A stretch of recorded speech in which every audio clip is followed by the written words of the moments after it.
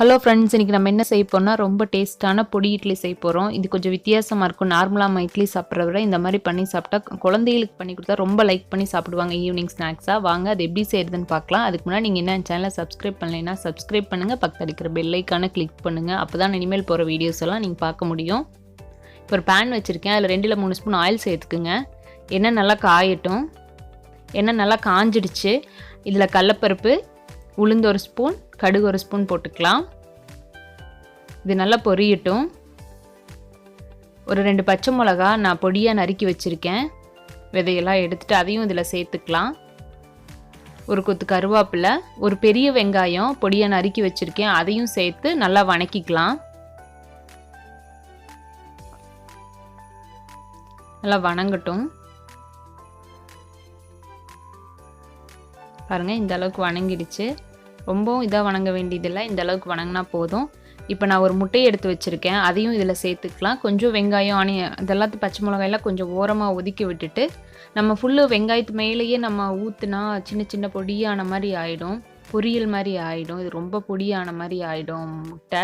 அதனால் நம்ம தனியாக கொஞ்சம் ஒதுக்கி, இல்லை நாங்கள் தனியாக ஒரு வடக்கல்ல போட்டு நீங்கள் லைட்டாக இது பண்ணிக்கிறதா இருந்தாலும் பண்ணிக்கலாம், வறுத்த மாதிரி. இப்போ நான் இந்த சைட்லேயே கொஞ்சம் ஒதுக்கி விட்டுட்டு இந்த மாதிரி பண்ணுறேன். அப்போ தான் கொஞ்சம் திரியாக கொஞ்சம் பெருசாக இருக்க மாதிரி இருக்கும். அதுக்காக லைட்டாக உப்பு சேர்த்துக்குங்க. அவ்வளோதான். இப்போ ஓரளவுக்கு இது நல்லா முட்டை இதாகிடுச்சு, ஃப்ரை ஆகிடுச்சு. இப்போ நம்ம அது கூட சேர்த்திக்கலாம், ஆனியன் கூட சேர்த்து இதையும் சேர்த்து மிக்ஸ் பண்ணிக்கலாம். ஓரளவுக்கு ஃப்ரை ஆன பின்னாடி பாருங்கள் இந்த மாதிரி ஆயிடுச்சு. இப்போ நம்ம இதையும் சேர்த்து ஆனியனையும் சேர்த்து 2ஆக கலக்கிக்கலாம். 2ஐயும் சேர்த்து கலக்கி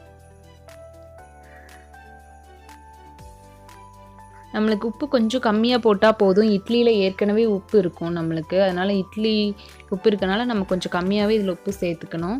பாருங்கள், நான் பொடிச்சு வச்சுருக்கேன், ஒரு 3-4 இட்லி பொடிச்சு வச்சுருக்கேன். அதையும் நல்லா மிக்ஸ் பண்ணி இதில் நல்லா இது பண்ணி விட்டுக்கலாம்.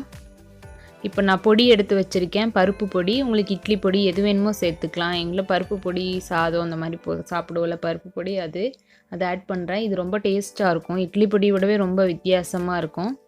பாருங்கள், லைட்டாக வேணும் உங்களுக்கு மஞ்சத்தூள் வேணால் மஞ்சத்தூள் சேர்த்துக்கலாம். இந்த அளவுக்கு நல்லா எல்லா இடத்துலையும் மிக்ஸ் ஆகிற மாதிரி எல்லா இட்லியும் மிக்ஸ் ஆகிடுச்சு. இப்போ கொஞ்சம் நம்ம ஒரு ஸ்பூன் அளவு பட்டரோ நெய்யோ நீங்கள் ஆட் பண்ணிக்கலாம். இது வித்தியாசமாக ரொம்ப டேஸ்ட்டாக இருக்கும். பட்டர் பொடி இட்லி மாதிரி ரொம்ப பட்டர் சேவையெல்லாம் சாப்பிடலாம், அந்த டேஸ்ட்டில் இருக்கும், ரொம்ப நல்லாயிருக்கும். பாருங்கள், இந்த அளவுக்கு மிக்ஸ் பண்ணிக்கலாம். பட்டர் நம்ம போட்ட பின்னாடி ரொம்ப நேரம் நம்ம இதை கிளறிட்டு இருக்கக்கூடாது. ஒரு 1 or 2 minutesலேயே நம்ம இதை இறக்கிடணும். பாருங்கள், அவ்வளோதான். இப்போ ரெடி ஆகிடுச்சு. நான் ஸ்டவ் ஆஃப் பண்ணிட்டேன்.